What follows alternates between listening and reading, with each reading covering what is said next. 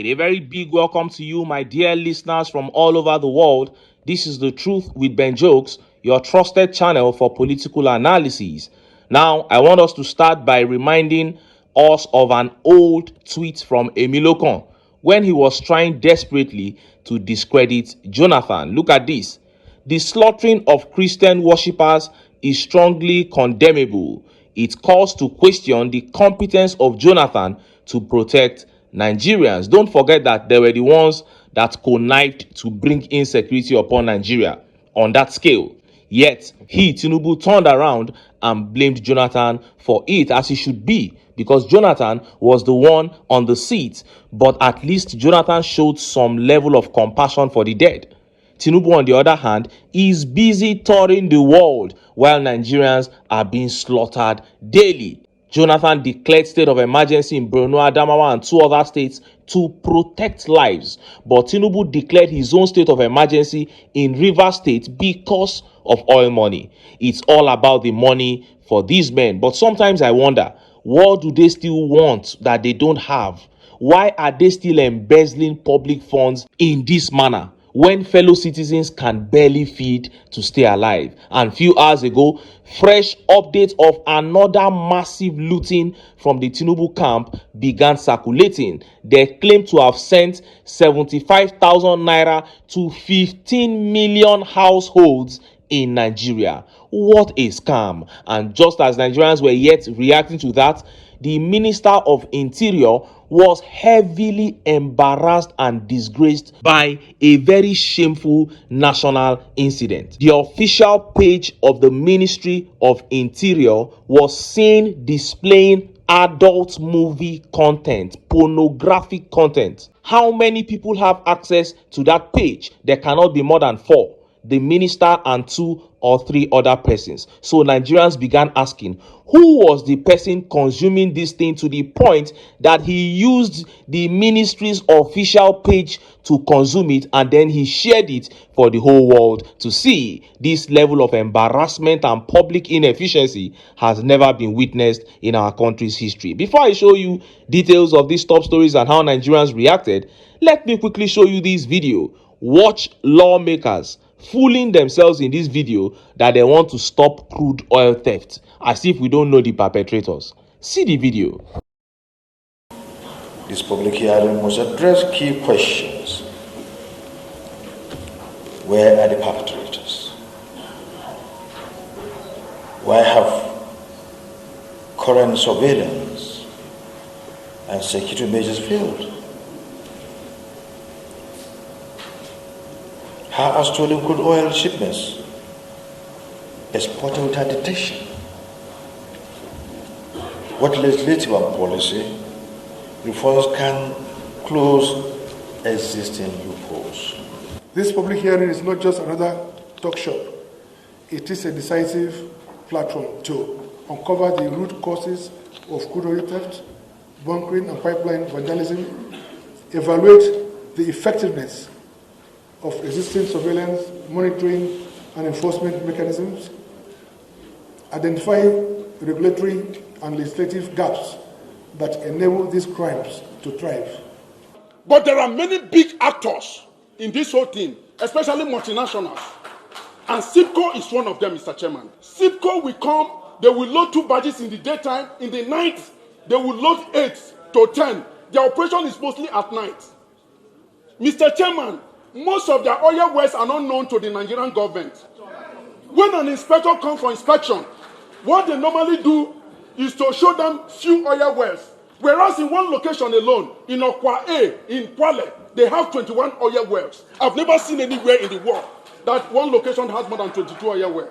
We lose more than 50,000 barrels to this company on daily basis. Put that into account, $60 per barrel. Billions of dollars has been lost as a result of their illicit activity. What they do is only the Indians that are allowed to be in their production room.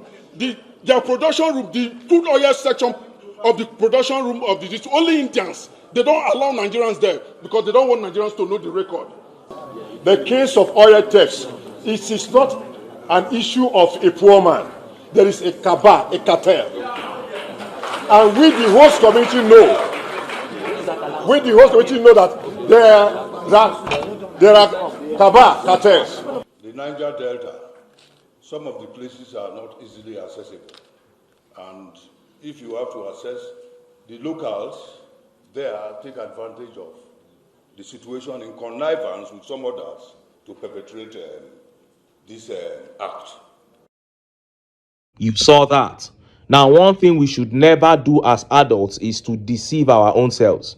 The issue of crude oil theft is one that any adult with a brain cannot claim to be ignorant of. But if anyone says he or she does not understand it, let me explain. When crude oil is stolen, it is shipped out using our seas. So the cargoes land on our seas to receive this stolen crude oil. And for a cargo to land, it must receive approval from the Chief of Naval Staff, who reports directly to the President. What I am saying in essence is that you cannot move crude out of Nigeria without the approval of the Chief of Naval Staff through Aso Rock.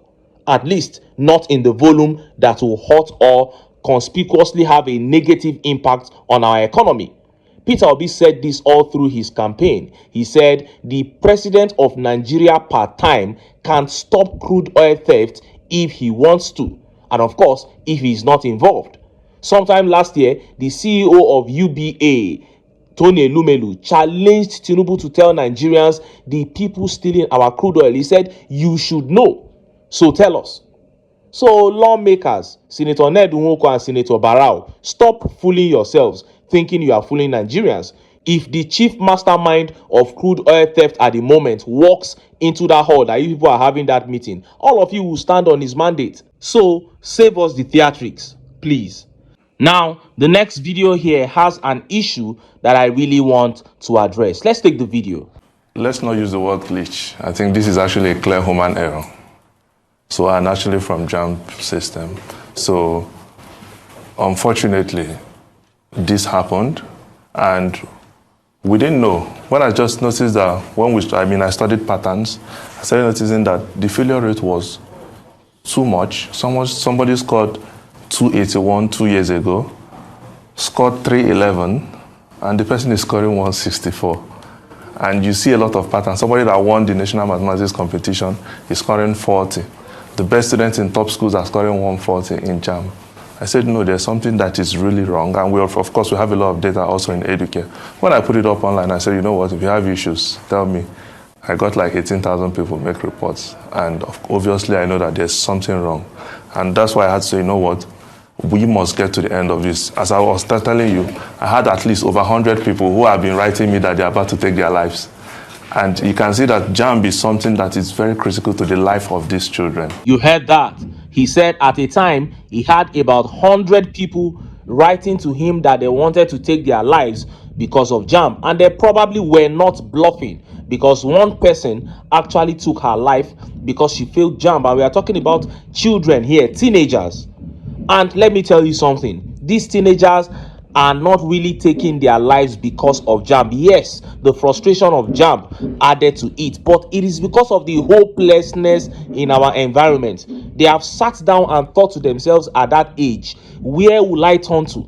Maybe some of them, their parents had to borrow money, to buy the forms and everything. So they must have been saying to themselves, where do I turn to? It is not all of them though, but many of them, economic reasons, hopelessness, and failure of the society would have been one of the reasons why they began contemplating suicide after failing JAMB. And everything boils down to what we have been saying about the failure of a system. We should never have a system. We should never have a country where young people are contemplating taking their own lives because they failed JAMB. We should build a society with all the resources we have. We should be able to build a society where Nigerians will continually have hope as they navigate through life. Now, let us look at the top stories. First is that story of heavy embezzlement coming out of the Tinubu camp. And next is that disgraceful story from the Ministry of Interior. The minister is embarrassed now that the official page of the ministry shared adult content. Let's start by taking that update on the cash transfer scam. Look at how the papers reported it. Tinubu Media Group hails federal government's cash transfer to 15 million vulnerable households. The Tinubu Media Support Group has hailed the disbursement of funds to 15 million households under the conditional cash transfer program of the Bola Tinubu administration. Chairman Emeka Nwakpa, in a statement on Saturday, said, with the newly inaugurated interagency task force in place, the stage was set for a wider coverage of the poverty alleviation scheme. Mr. Nwakpa stated, we are aware that Bola Tinubu formally launched the conditional cash transfer program targeted at 15 million households across the country soon after assuming office in 2023.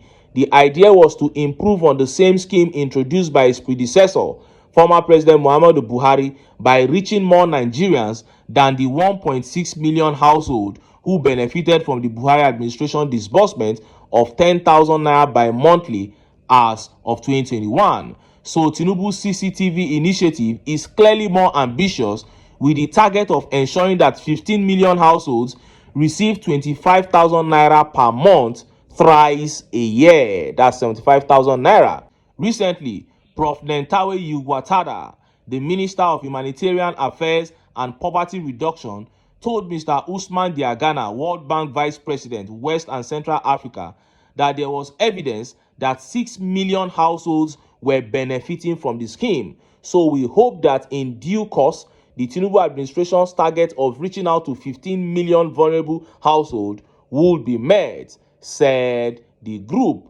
It urged agencies involved in the process to live up to expectations by ensuring swift completion of the task of addressing the delay in cushioning the impact of economic hardship on vulnerable Nigerians. 25,000 naira to 15 million households 3 times a year. That is 75,000 naira to 15 million households. That's about 1,125 billion. That's 1.125 trillion. And you and I know that Nigerians will not get a dime. This was the method used to siphon money during Buhari regime. The same method was used by Betta Edu and Gbajabiamila to steal money. Now they've gone back to that same method because they embezzle this money and nothing happens. 15 million households and nobody will be able to point at any household that received any money. The last time cash transfer had 10% success rate was in 2020 during COVID. Just 10% success rate, and I know 4 people who received, even though I did not receive. Just 10% success rate. I have met people who confirm that they know beneficiaries too. But under Tinubu, I haven't met one person who got anything. What a shame. And next is that update that shamed the Minister of Interior, Olubunmi Ojo, the ministry's official page, sharing adult movie content, pornographic content. See the report. And this came from Sarah Ibrahim. Nigeria is a mess, and it even shows in all our parastatals. The APC has successfully regressed our nation. Commissioners spread bigotry online. EFCC Eagle cannot find Tompolo or Yaya Bello. The JAMB Twitter account handlers type like a drunk. And the Ministry of Interior Twitter handler is busy using the country's official handle to watch pornography. There was a country, and then she shared this. Now, this is the official page of the Ministry of Interior. This is as much as I can put here because of these app's restrictions. This is the official page.